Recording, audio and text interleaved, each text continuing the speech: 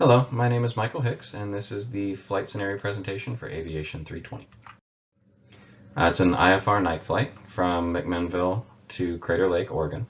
It's going to take about 2 hours to fly it, about 244 nautical miles, and we're planning on leaving at 2:30 Zulu, which is actually 6:30 p.m. Pacific Standard Time.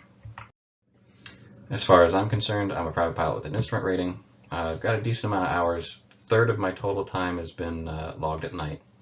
I've only got 25 hours of instrument, and the last cloud I flew through was 8 months ago, so it's been a while.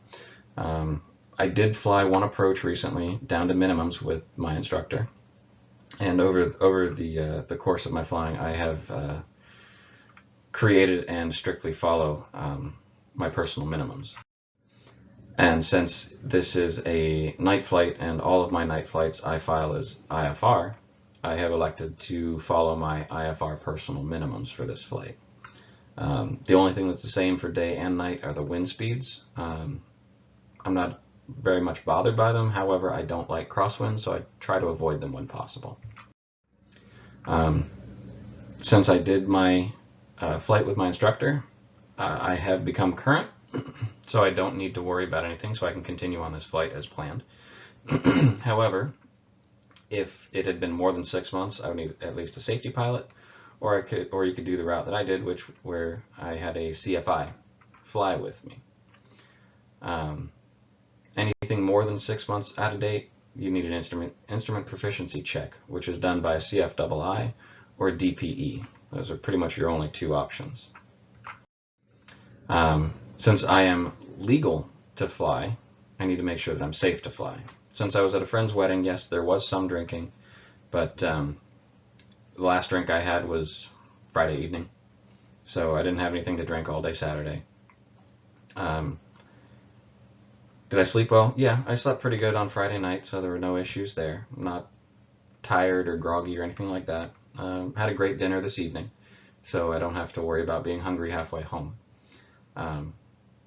I don't feel ill. I'm not on any medications that could impact the flight, so I know I'm safe. Now I just need to make sure that the plane and everything else is safe. The aircraft is 182. It has oxygen, and it does not have any ice protection on it. I did elect to have full fuel because I would rather have too much fuel than not enough. The environment, it's going to be cold. There is probability for icing, but I haven't seen anything that would indicate towards definite icing. The only thing that is a drive for me to get home tonight is one of my kids is having a championship game tomorrow, and he really wants me there. And while I really want to be there, if things don't work out with the planning, I would rather miss his first game than miss all of them. As far as the departure out of McMinnville, I chose runway 4. The departure procedure is pretty standard. It comes out to a climb of 348 feet per minute, which is easily attainable in a 182 with full fuel. Also on the departure procedure, since I'm going to UBG anyway, it lines me up perfectly for the 038 heading to intercept UBG, and then I can continue on my flight. As far as the arrival, I've chosen runway 32 with the ILS approach. And with the way that the flight is planned, I can intercept Murex at 9,000 feet, begin a 17-mile DME arc, and then that will bring me straight in for runway 32.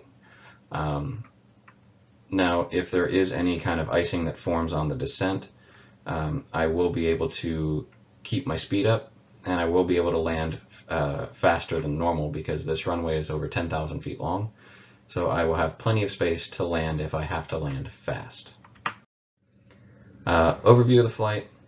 First leg I chose 5,000 because of my heading. It has to be an odd heading, or an odd altitude.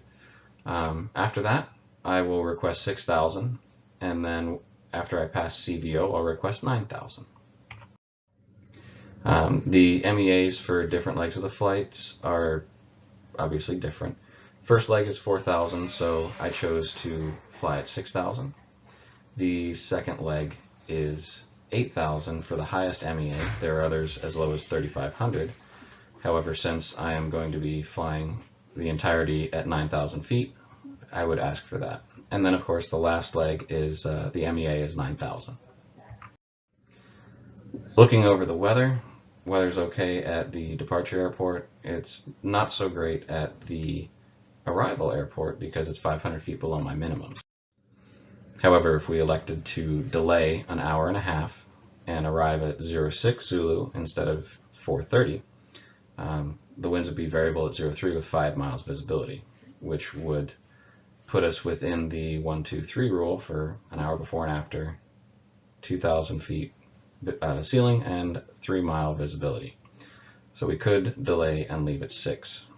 Now, while there is no ice protection on this aircraft, flying at 9,000 feet, it will be rather cold.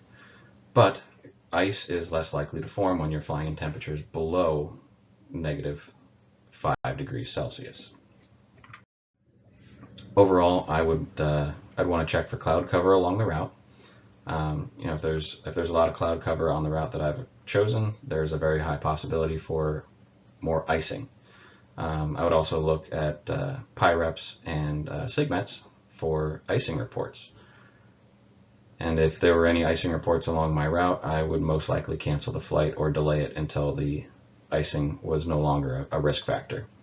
And then, of course, delaying an hour and a half, that's a possibility, or canceling it on weather.